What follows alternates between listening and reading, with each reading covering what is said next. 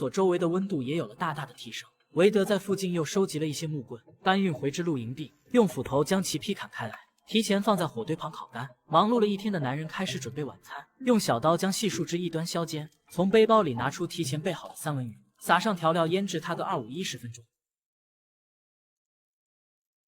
把腌制好的鱼肉串在细树枝上，插在地面上，准备一起放在火堆旁烧烤。柴火在充分的燃烧后早已炭化，放在旁边的鱼肉被烤得滋滋作响，焦香的味道香气扑鼻。